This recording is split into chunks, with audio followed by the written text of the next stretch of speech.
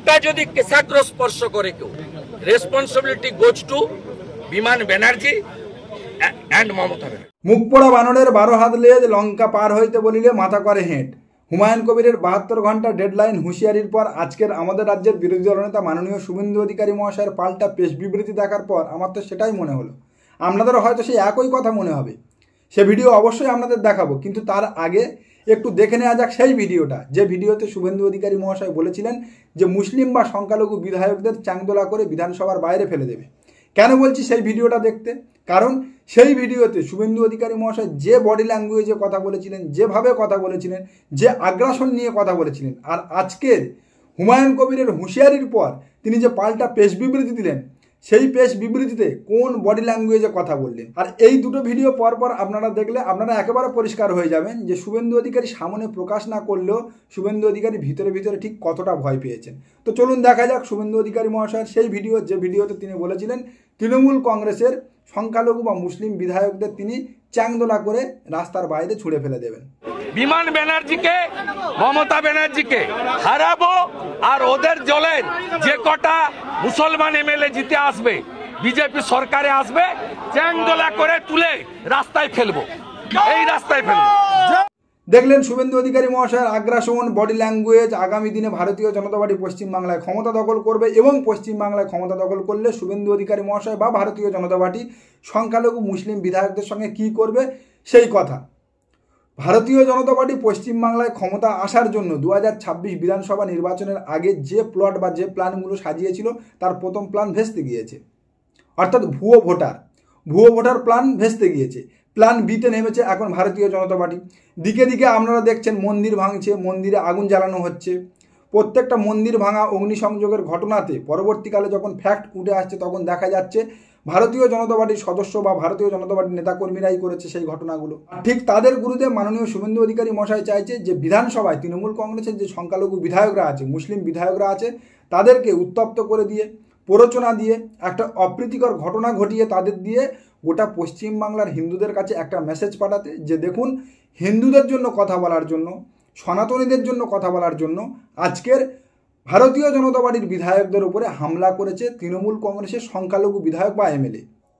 আর পশ্চিমবঙ্গ বিধানসভার সংখ্যালঘু বিধায়ক বা মুসলিম বিধায়কদের সম্পর্কে পশ্চিমবঙ্গ বিধানসভার বিরোধী দলনেতার এমন বক্তব্যের পর গোটা ভারতবর্ষ থেকে নিন্দার ঝড় ধেয়ে আসছে ভারতীয় জনতা পার্টির দিকে, গোটা ভারতবর্ষ থেকে নিন্দার আঙুল উঠছে শুভেন্দু অধিকারীর দিকে। তখন নিজের পিঠ বাঁচাতে, শাক দিয়ে মাছ ঢাকতে কেন্দ্রীয় বিজেপির চাপে মমতা বন্দ্যোপাধ্যায় আর স্পিকার বিমান বন্দ্যোপাধ্যায়কে ঢাল করছে শুভেন্দু অধিকারী মহাশয়। তিনি বলছে যে পশ্চিমবঙ্গ সরকার আমার নিরাপত্তা দেয় না, পশ্চিমবঙ্গ সরকারের পক্ষ থেকে আমি নিরাপত্তা পাই না। এই ঘটনার পর, হুমায়ুন কবিরের হুঁশিয়ারির পর, যদি আমার ওপরে কোনো আক্রমণের ঘটনা হয়, যদি আমার কেশাগ্রকে স্পর্শ করে, তার জন্য মমতা বন্দ্যোপাধ্যায় ও স্পিকার বিমান বন্দ্যোপাধ্যায় দায়ী থাকবেন। 72 ঘন্টার মধ্যে যদি ক্ষমা না চাই, উনি উনার 42 জন মুসলিম এমএলএ কে নিয়ে আমার উপরে আক্রমণ করবেন। ঘরে করুন, রাস্তায় করুন, আমি তো এত দূর আমার সেন্ট্রাল ফোর্স থাকে, স্পিকার আটকেছে 21 সাল থেকে। আমি তো একাই ভিতরে যাতায়াত করি, আমার পিএসসি এরা থাকে, কলিগ এমএলএ দ্বারা দু একজন যখন দেখা হয় থাকে। আমার সঙ্গে রাজ্য পুলিশ থাকে না, এলওপি হওয়া সত্ত্বেও ক্যাবিনেট র্যাঙ্ক। বুদ্ধবাবু মমতা ব্যানার্জির সঙ্গে জ্যোতিবাবু বুদ্ধবাবু 20 জন করে ডাইরেক্টর অফ সিকিউরিটির পুলিশ দিয়ে যে ইনসাইড দ্য প্রিমিসেস একটা যদি কেশাগ্র স্পর্শ করে কেউ, রেসপন্সিবিলিটি গোজ টু বিমান ব্যানার্জি অ্যান্ড মমতা ব্যানার্জি। তার মানে কি শুভেন্দুবাবু আপনি নিরাপত্তাহীনতায় ভুগছেন? আপনি যখন বলেছিলেন তখন ভেবে বলেননি। আপনি যদি আজকের আপনার সাংবাদিক সম্মেলন বা প্রেস কনফারেন্সে বলতেন যে স্লিপ অফ টাং হয়ে গিয়েছে, তবু নয় পশ্চিমবঙ্গবাসী বুঝতো। কিন্তু আপনি সেদিনকে যে বডি ল্যাঙ্গুয়েজ, যেভাবে, যে আগ্রাসন নিয়ে কথা বলেছিলেন, আর আজকের যেভাবে কথা বললেন, দুটোর মধ্যে কিন্তু আকাশ পাতাল পার্থক্য রয়েছে।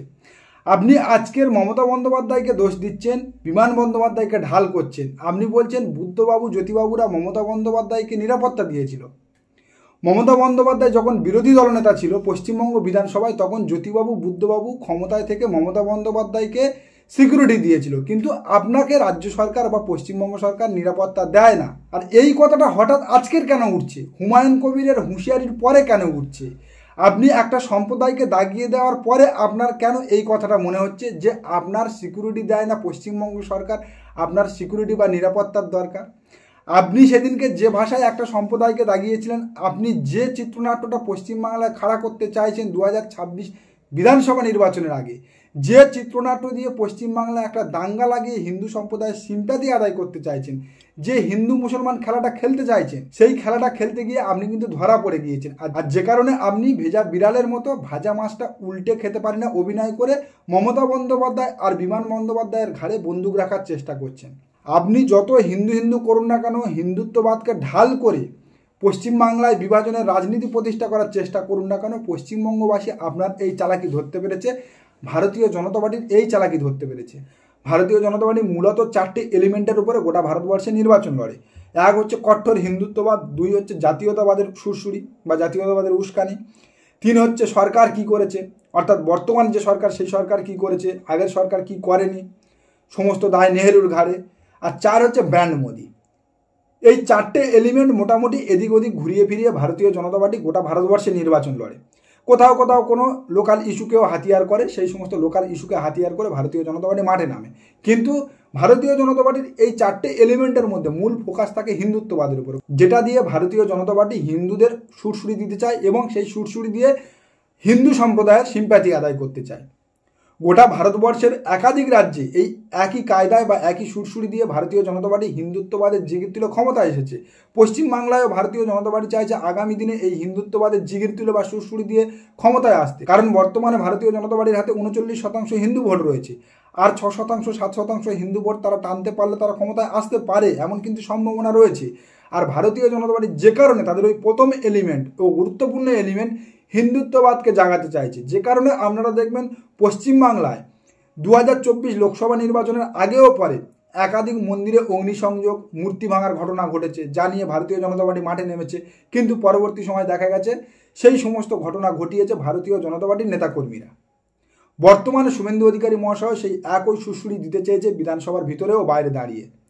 ভারতীয় জনতা পার্টি চাইছে যে কোনোভাবে 2026 বিধানসভা নির্বাচনের আগে একটা রাইট হোক পশ্চিমবাংলায়, যে রাইট বা যে দাঙ্গার মধ্যে দিয়ে তারা পশ্চিমবাংলার হিন্দুদের সিম্প্যাথি আদায় করতে চাইছে, পশ্চিমবাংলার হিন্দুদের বোঝাতে চাইছে যে পশ্চিমবাংলার হিন্দুরা খাতারে মেহে, পশ্চিমবাংলায় মুসলমান ভরে যাচ্ছে, পশ্চিমবাংলার মুসলমানরা আগামী দিনে সংখ্যাগুরু হবে, পশ্চিমবাংলার মুসলমানদের দ্বারা হিন্দুরা আক্রান্ত হচ্ছে, পশ্চিমবাংলায় যদি আপনাদের স্বাধীনতা বজায় রাখতে হয় তাহলে একমাত্র আপনাদের রক্ষা করার পার্টি ভারতীয় জনতা পার্টি। কিন্তু পশ্চিমবাংলার মানুষ, পশ্চিমবাংলার শান্তপ্রিয় শিক্ষিত রাজনৈতিক সচেতন মানুষ বিগত দিনে বা বর্তমানে ভারতীয় জনতা পার্টির এই হিন্দুত্ববাদের সুরসুরি মাথায় নেয়নি, যে কারণে ভারতীয় জনতা পার্টি কোনোভাবে পশ্চিমবাংলায় ক্ষমতায় আসতে পারছে না এবং আগামী দিনেও হয়তো পারবে না। ভারতীয় জনতা পার্টি যে হিন্দুত্ববাদ, সেই হিন্দুত্ববাদ পশ্চিমবাংলার হিন্দুরা বিশ্বাস করে না। পশ্চিমবাংলার হিন্দুরা চৈতন্যদেব, ঠাকুর রামকৃষ্ণদেব, স্বামী বিবেকানন্দ, রাজা রামমোহন রায়ের হিন্দুত্ববাদী বিশ্বাস করে। পশ্চিমবাংলার হিন্দুরা কখনো হিন্দু খাতারে মেহে এই শব্দটার সঙ্গে পরিচিত নয়।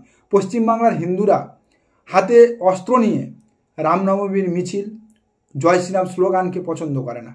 পশ্চিমবাংলার হিন্দুরা বিভেদের মাঝে ঐক্য দেখে, শিখিয়ে গেছে কাজী নজরুল, রবীন্দ্রনাথ ঠাকুররা, যে কারণে পশ্চিমবাংলায় ভারতীয় জনতা পার্টির হিন্দুত্ববাদ কাজে আসছে না। ভারতীয় জনতা পার্টির হিন্দুত্ববাদের সুরসুরি কোনোভাবে কাজে আসছে না। ভারতীয় জনতা পার্টির মোদি ব্যান্ড পশ্চিমবাংলায় কাজে আসে না। ভারতীয় জনতা পার্টির উগ্র জাতীয়তাবাদ পশ্চিমবাংলায় কাজে আসে না। ভারতীয় জনতা পার্টির জাতীয়তাবাদের সুরসুরি পশ্চিমবাংলায় কাজে আসে না।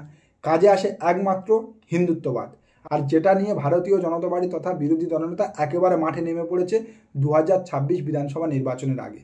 2026 বিধানসভা নির্বাচন যতই আগিয়ে আসবে ততই দেখবেন এই হিন্দুত্বের জিগির তুলবে ভারতীয় জনতা পার্টি। সংখ্যালঘু বা মুসলমানদের দ্বারা হিন্দুরা আক্রান্ত, নিপীড়িত, এই কথাটা ধরে ধরে পশ্চিমবাংলায় বসবাসকারী হিন্দুদের কানে ঢোকাবে ভারতীয় জনতা পার্টি। ভারতীয় জনতা পার্টির প্রথম এলিমেন্ট ফেল, এই দ্বিতীয় এলিমেন্ট কিন্তু ভারতীয় জনতা পার্টির একমাত্র অস্ত্র, কারণ বাকি এলিমেন্টগুলো পশ্চিমবাংলায় কাজ করে না। তাই পশ্চিমবঙ্গবাসীকে আগামী দিনে কিন্তু আরও সতর্ক হতে হবে, না হলে এই শুভেন্দু অধিকারীর পাতা ফাঁদে, ভারতীয় জনতা পার্টির পাতা ফাঁদে পা পড়ে গেলেই অপ্রীতিকর ঘটনা ঘটবে, দাঙ্গা ঘটবে। যে দাঙ্গা তারা গুজরাটে ঘটিয়েছে, যে দাঙ্গা তারা উত্তরপ্রদেশে ঘটিয়েছে, যে দাঙ্গা তারা মহারাষ্ট্রে ঘটিয়েছে।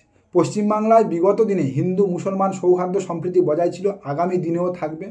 ভারতীয় জনতা পার্টি যত চেষ্টা করুক না কেন শান্ত পশ্চিমবাংলাকে অশান্ত করতে, শুভেন্দু অধিকারী যতই চেষ্টা করুক না কেন শান্ত বাংলাকে অশান্ত করে নির্বাচনে ডিভিডেন্ড তুলতে, ভারতীয় জনতা পার্টির এই চক্রান্ত আগামী দিনে ব্যর্থ হবে। পশ্চিমবঙ্গবাসীর জয় হবে। পশ্চিমবঙ্গবাসী ভারতীয় জনতা পার্টির চক্রান্ত রুখে দিয়ে ভ্রাতৃত্ব ও সৌহার্দ্যের বন্ধন বর্তমান রাখবে। নমস্কার, আজকের প্রতিবেদন এখানেই শেষ করলাম। দেখা হবে আগামী কোনো প্রতিবেদনে। আমাদের প্রতিবেদন সম্পর্কে আপনাদের মতামত অবশ্যই জানিয়ে যান আমাদের কমেন্ট সেকশানে।